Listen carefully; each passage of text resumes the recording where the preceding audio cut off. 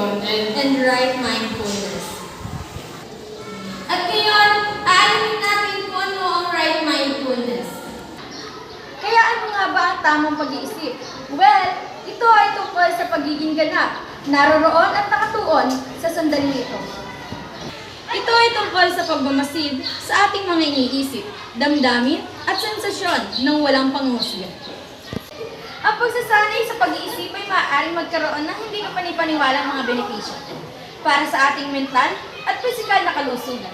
Makakatulong din ito na mabawasan ang stress, pagkabalisa at kahit na din anong malalang sakit.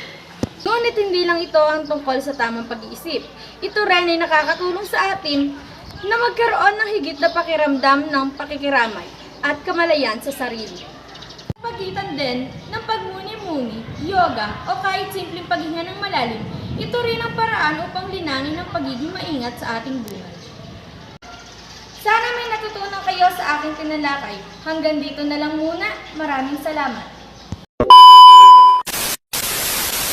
first off, we will talk about the right concentration. But let us know first, what is concentration? Concentration is the action or power of focusing one's attention or mental effort. Now, what is the right concentration in Buddhism? Right concentration means establishing the mind rightly. On one level, this can apply to all the factors of the path. You have to start out by settling the mind on right view. In other words, you can use your discernment together to all the Dhamma you have heard. It is widely known that the Buddhist method of choice to develop right concentration is through the practice of meditation.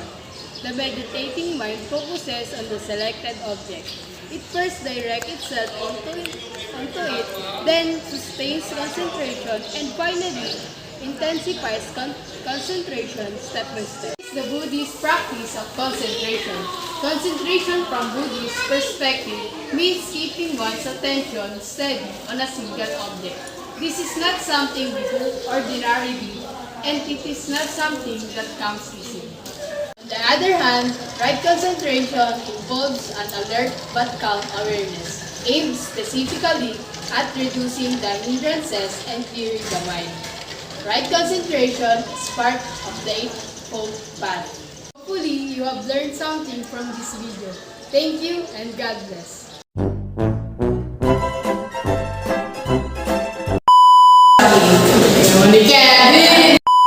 Ay magkaroon ng hindi kapanipaniwalang mga Of meditation. The meditating mind at pakikiramay. concentration. But less of that